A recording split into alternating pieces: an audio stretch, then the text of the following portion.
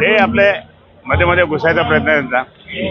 ते मध्ये मध्ये घुसायचा प्रयत्न म्हणजे ते त्यांना मी हळूच सांगितलं तुमचं नाव डिक्लेअर झालेलं नाही, नाव दुसरंच काहीतरी दिल्लीहून येऊ लागलं. तुम्हाला असं म्हणायचं किंवा तुमच्या मतदारसंघात घुसायचा प्रयत्न करताय?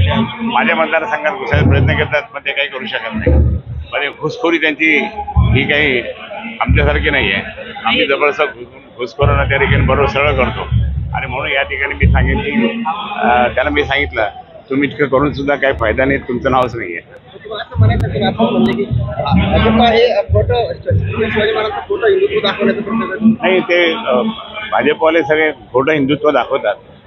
आज जर सत्तेमध्ये आपण मोदी जर सत्तेमध्ये असतील तर त्यांना सर्व धर्मीयांना घेऊन चालावं लागतं. ते सर्व धर्मीय घेऊन ते चालतच नाही. म्हणजे बरोबर नाही. राज्यकर्ता जो असतो, छत्रपती शिवाजी महाराज राज्य करते होते, पण त्यांनी कसं सगळ्यांना घेऊन चालले तसं त्यांनी सगळ्यांना. दिल्लीहून चर्चा हो न हो, मी या सध्या तरी भारत देशाचा अर्थ राज्यमंत्री आहे. खैरे साहेब पूर्णपणे संपलेले आहेत. दिवा विझत असताना फडफड करत असतो तसं ते फडफड करून काही फायदा होणार नाही. खैरे साहेब उभा राहिले तरी काही निवडून येऊ शकत नाही. त्यांनी 20 वर्षात केलेलं एखादं चांगलं काम दाखवावं आणि मग त्यांना जनता हे करेल. कुठलं काम केलं? मी 3 वर्षात केलेले 10 कामं सांगू शकतो.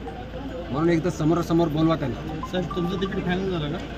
तिकीट फायनल वगैरे कुणाचं NDA मध्ये फायनल लवकर होत नसतं आणि ज्यावेळेस फायनल होईल त्यावेळेस कुणाचंही हो, NDAचा खासदार आम्हाला करायचं. ज्याचं कुणाचं होईल जागा कोणाला सोडली ते काहीच सांगू शकत नाही.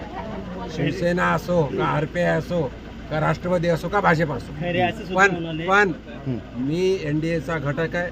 प्रधानमंत्री मोदी साहेबांना आम्हाला तिसऱ्यांदा प्रधानमंत्री करायचं आहे आणि त्यावेळेस संभाजीनगरच्या खासदाराचं तिकीट कुणालाही मिळो, पण संभाजीनगरचा खासदार हा लोकसभेचा NDAचा असेल आणि त्यांनी प्रधानमंत्री मोदी साहेबांची हात वर करावा आमची इच्छा. तुमचं नाव सगळ्यात पुढं चर्चेत आहे. चर्चेत आहे नाही आहे या विषयावर मी काहीच बोलणार नाही.